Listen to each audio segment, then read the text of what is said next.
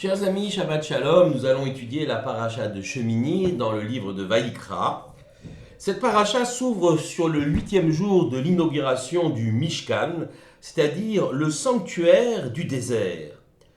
Ce sanctuaire va devenir le lieu de rencontre entre l'Éternel et le peuple juif, sanctuarisation donc de l'espace.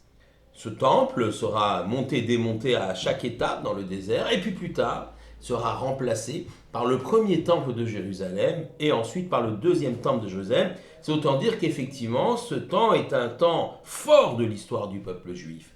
Et cela aurait dû être un temps de joie.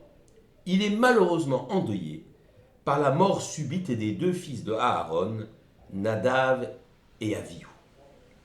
Pénétrant dans le Saint des Saints, ils introduisent un feu étranger pour le service divin que l'Éternel n'avait jamais ordonné.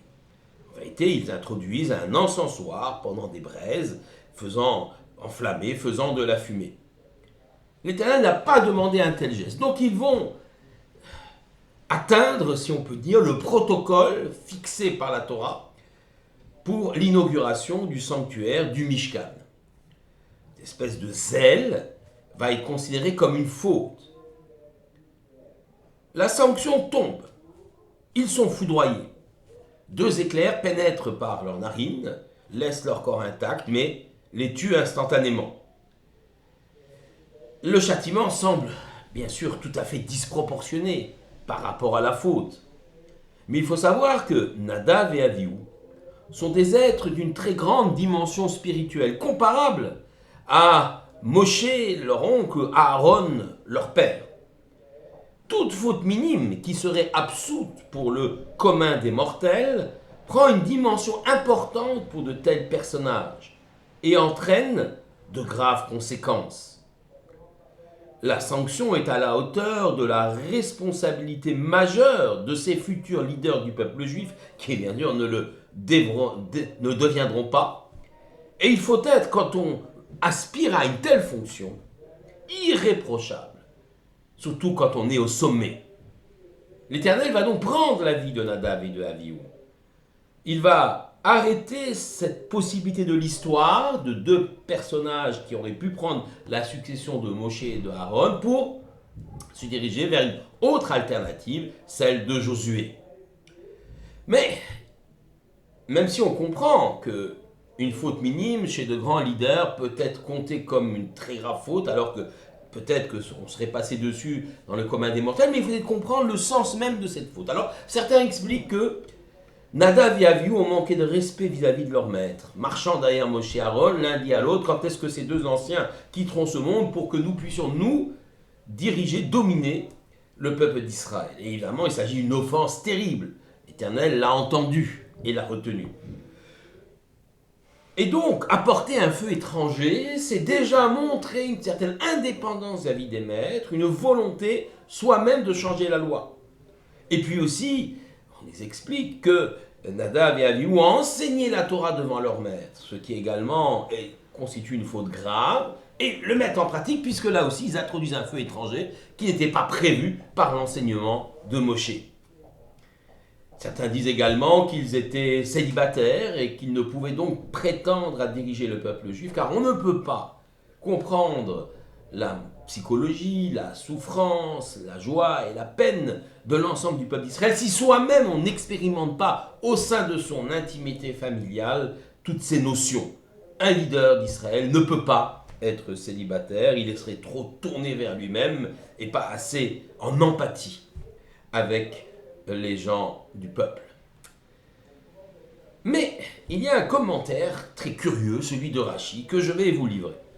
Rashi précise, Rabbi Shimon dit, ils sont entrés enivrés de vin, shtouye yaïn dans le sanctuaire.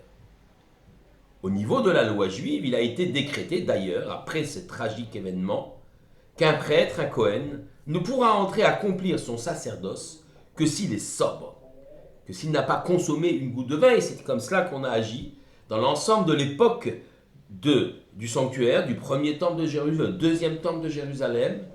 On a fait en sorte qu'aucun prêtre, s'il n'est pas sobre, un prêtre qui a absorbé quelques gouttes d'alcool que ce soit ne peut officier dans le temple de Jérusalem. Et il y a également une conséquence au niveau de la halakha pour nous, aujourd'hui, même si nous n'avons plus le temple de Jérusalem, même si nous n'avons plus le sanctuaire, eh bien nous avons encore la Birkat Kohanim, les Kohanim bénissent à différents offices, les fidèles, eh bien ils ne peuvent le faire que lorsqu'ils sont à jeun, c'est-à-dire à l'office du matin.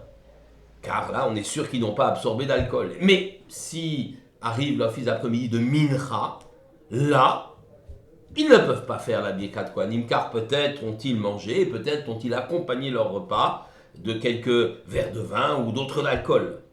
Par contre, un jour de jeûne, Kippour, Tisha B'Av, tous les jours de jeûne du calendrier juif, les Kohanim pourront faire Birkat Kohanim à Mincha, car là, bien évidemment, on est sûr qu'ils sont à jeun. Mais je reviens à cette réflexion sur l'ivresse de Nadav et Avihu. Ce commentaire est difficile. Nadav et Avihu étaient des hommes de grande vertu et de haute valeur morale, pas des ivrognes. Il faut comprendre, d'ailleurs, peut-être que cette ivresse n'est pas au sens propre, mais peut-être comme un état de grande exaltation, de ferveur dans lesquelles se trouvaient les fils d'Aaron. Sorte de passion pour servir Dieu, allant au-delà de ce que la loi demande. Le rabbi de Izbitse commente un verset des psaumes, le psaume 119, le verset 109, de la façon suivante, Nafshi betapi, vetoratra lo shacharti. Mon âme est dans la paume de ma main, mais ta Torah, je ne l'ai pas oubliée. Il faut comprendre ainsi, mon âme est prête à s'offrir à l'Éternel. Un juif doit être capable de donner tout son être pour accomplir la volonté du Tout-Puissant. Combien de Juifs sont morts dans l'histoire en martyrs de la foi, sur les bûchers de l'Inquisition, ou tués dans les croisades, ou encore dans les camps de la Shoah, plutôt que d'abjurer ou de renier leur identité. Mais cela reste des situations exceptionnelles, on ne le souhaite pas, on ne veut pas être martyr. Certes, on doit chérir l'Éternel quand on accomplit une mitzvah. On doit l'accomplir en y investissant tout notre cœur et tout notre esprit, toute notre âme. C'est ce que dit le psalmiste. Mon âme est dans la paume de ma main, je suis prête à l'offrir à l'Éternel. Mais attention, la suite du verset dit, ta Torah, je ne l'ai pas oubliée. Or, cette Torah m'ordonne vachai bahem. Tu vivras par les commandements, tu ne mourras pas par les commandements. Et tu dois les vivre. Tu dois vivre une vie matérielle, terrestre, sanctifiée par les commandements, mais ne pas chercher, certainement pas le martyr, mais ne pas chercher non plus une vie exaltée, une vie toute spirituelle, une vie portée par des passions, jusqu'à souhaiter que notre âme quitte notre corps.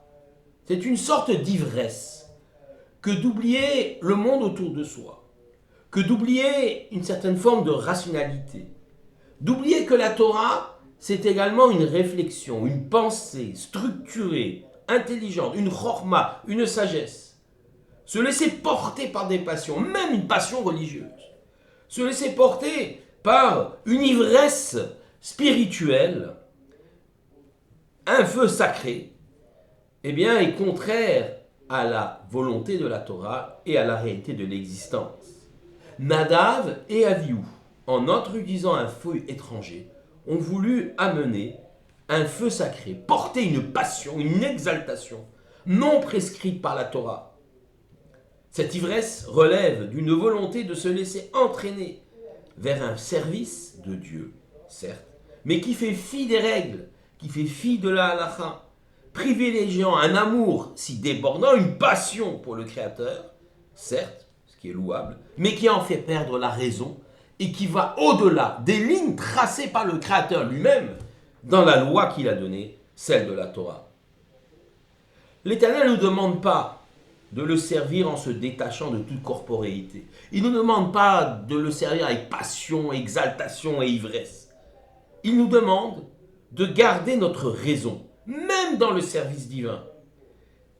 Garder notre raison dans le service divin, dans l'affirmation de notre foi. Garder toujours la réflexion, l'esprit critique. Et aussi, c'est important, rester dans le cadre que la loi, la Torah, la halakha nous a donné, car ce cadre garantit la cohésion du peuple juif. Et c'est également un garde-fou contre tous les fanatismes. Celui qui voudrait servir Dieu à sa façon, s'affranchissant des lois, se laissant porter par l'ivresse ou la passion, peut devenir un fanatique et très vite dévier du chemin que Dieu nous a donné. C'est dans l'harmonie d'un corps maîtrisé par un travail sur soi-même et d'un esprit nourri par l'étude de la Torah que l'homme ou la femme d'Israël peut s'épanouir. Shabbat shalom à tous.